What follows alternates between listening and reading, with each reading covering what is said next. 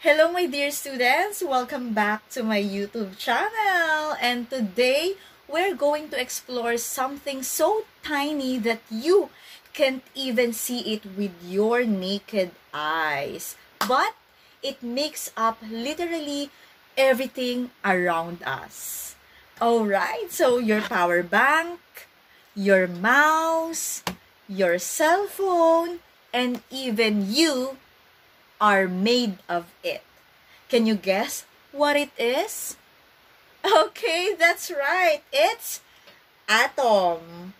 Okay, hello my dear students. Welcome back to my YouTube channel. This is me once again, Teacher Tin, your science teacher for today. So in this vlog, we will discover what atoms are, where the idea of atoms came from, and why they are called the building blocks of matter. So sit back and relax and let's dive into the world of the invisible, the amazing world of atoms. Kung bago ka pa lang sa channel na ito, don't forget to subscribe, like, and hit the notification bell for more updates in Science 8.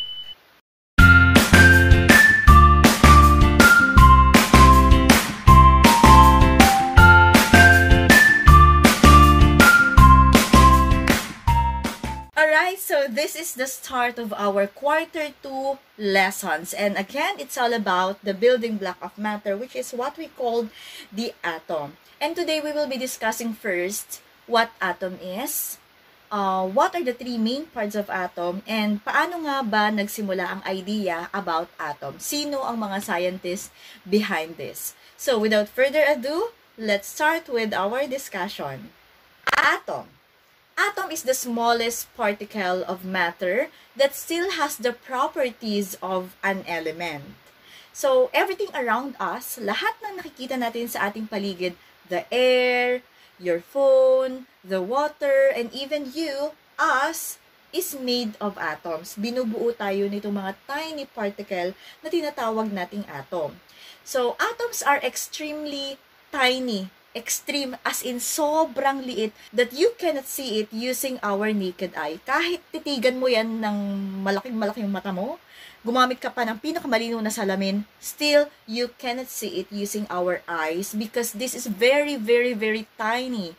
And only a very special microscope can be used to see this tiny particle. And each atom has three main parts. What are those? The protons, the neutrons, and the electrons. Ano ba ang pagkakaiba ng tatlong yan? Proton, these are the positive charge. It's always the P positive.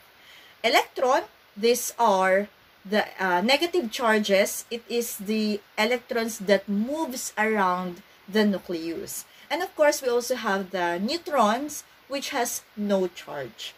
Saan ba makikita ang atom? So, nakikita niyo yan. Ayan. So, ang atom, sa loob niyan, nandun ang nucleus, at sa loob ng nucleus, nandyan ang proton, at saka ang neutron. Pero sa labas niyan, parang solar system, yung umiikot sa paligid, ayun naman ang electron na tinatawag nating negative charge particle. Example, okay, let's say for example, a single atom of oxygen makes up part of the air that we breathe. Or a single atom of gold is still gold, at yung particle na binubuo niyan is made up of atom. Alright, so in short, an atom is the basic building block of matter. Now, let's talk about the scientists behind this what we call atom. Kanino bang idea yan? Paano siya nagsimula? Sino ang nagpasimuno? At saan nanggaling ang ating atom na tinatawag na yan? Let's start with Democritus. Are you familiar with Democritus? Alright, so Democritus from 400 BCE or the before Christ era, so up to the ancient Greece. So sa kanya nagsimula talaga yung idea that matter is made up of small, indivisible, and indestructible particles that we call atomos. So tinerm niya ito na atomos, which means it's uncuttable. Bakit siya naging uncuttable? Alright, let's say for example, meron akong papel dito. Tapos, piniraso ko siya ng maliliit. Yan. ginutay-gutay natin siya hanggang sa pinakamaliit. Nakikita nyo na yan? So, papaliitin pa ulit natin yan. So, paliitin hanggang sa sobrang liit na niya. Nakikita nyo pa ba? Yung sobrang liit, di ba hindi na? At yung pinakamaliit pa niya, it's uncuttable. It means na hindi talaga natin siya maiikat dahil sobrang liit na niya. So, yun yung sinasabi ni Democritus na ang atom daw, it is made up of very small. Alam niyo yung chalk. Tingnan niyo yung chalk. Di ba yung chalk, pag na-turn into dust, sobrang liliit na niyan, di ba? Kaya mo pa bang hawakan yung pinakamaliit na peraso ng dust doon sa chalk? Hindi na, di ba? So, yun yung sinasabi ni Democritus na ang atom is made of very small, indivisible, na halos hindi na natin makita.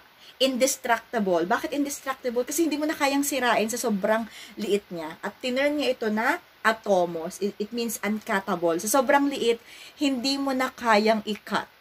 Alright, so he believed that everything is composed of these atoms moving in an empty space. So, naniniwala siya na lahat ng bagay na nakikita natin, everything, as in everything, ay binubuo ng sobrang liliit na particle na tinatawag nga na atom.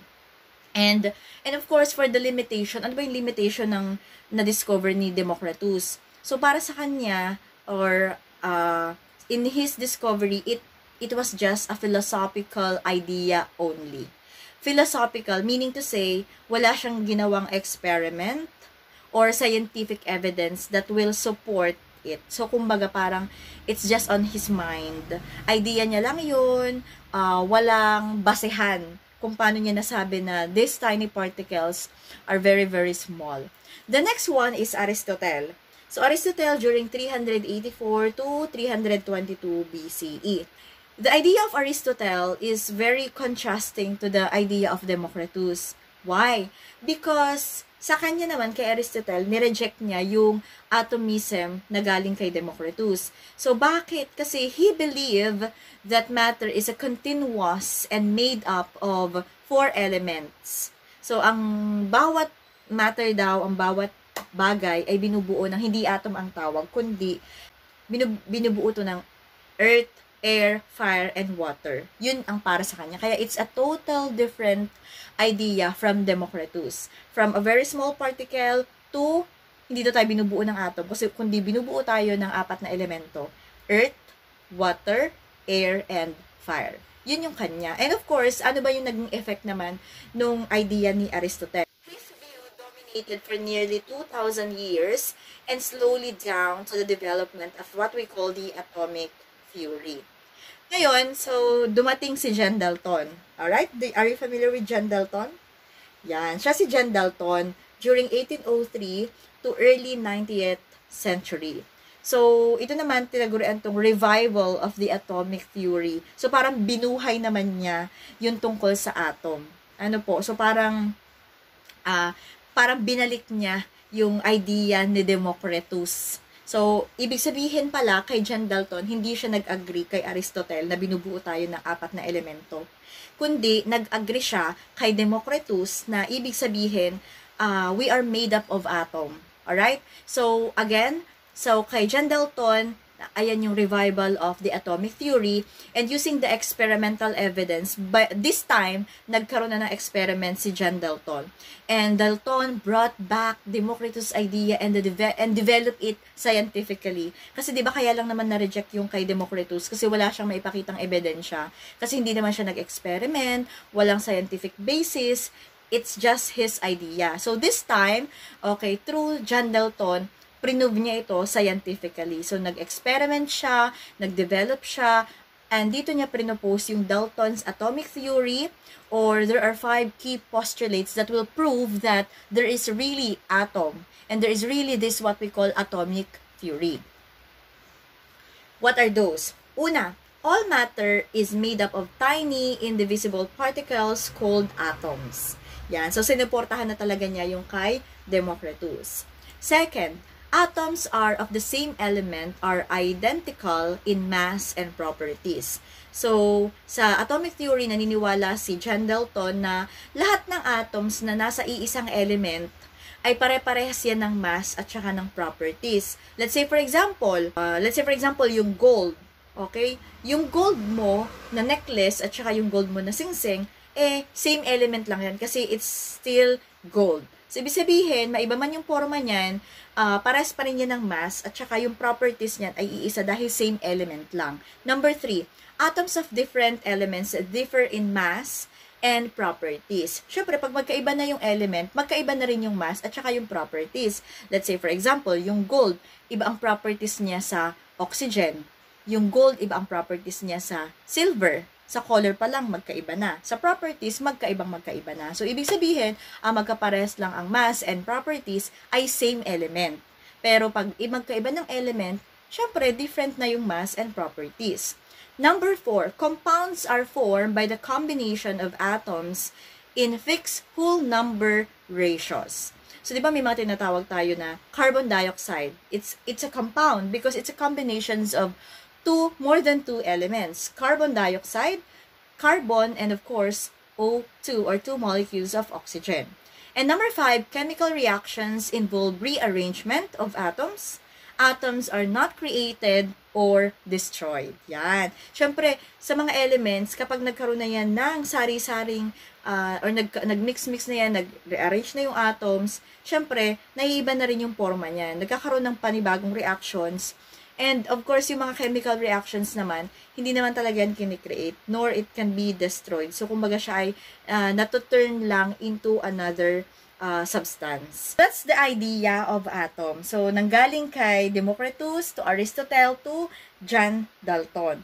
So, to summarize these topics, always remember that Democritus first to propose the atom. Again, so pagdating kay Democritus, it's just a philosophy, no experiment. When it comes to Aristotle, so siya naman yung nag-oppose sa atomism.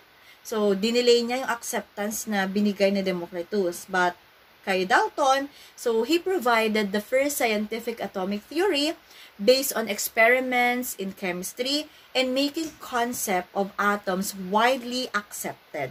Tandaan nyo, class, na hindi kasi kayo paniniwalaan kapag wala kayong hinahain na ebidensya. So, dapat laging may nilalatag na scientific experiment, may evidence, may basehan. Hindi pwedeng haka-haka lang. So, ang nangyari kasi dito kay Democritus, parang naging haka-haka lang yung kanya, kaya hindi in-accept agad-agad. However, John Dalton ay parang mas naniwala naman siya sa idea ni Democritus, kaya gumawa siya ng paraan para patunayan na totoo yung sinasabi ni Democritus. Alright, so that's it. That's the end of our discussion about the atoms and paano ba nagsimula ang idea about atoms. So in our next vlog, may mga kasunod pa to tungkol sa atom. So, kaya stay tuned on this channel dahil iisa-isahin natin yan para mas lalo nyong maunawaan ang ating discussion. So, once again, this is me, Teacher Tin, your science teacher for today.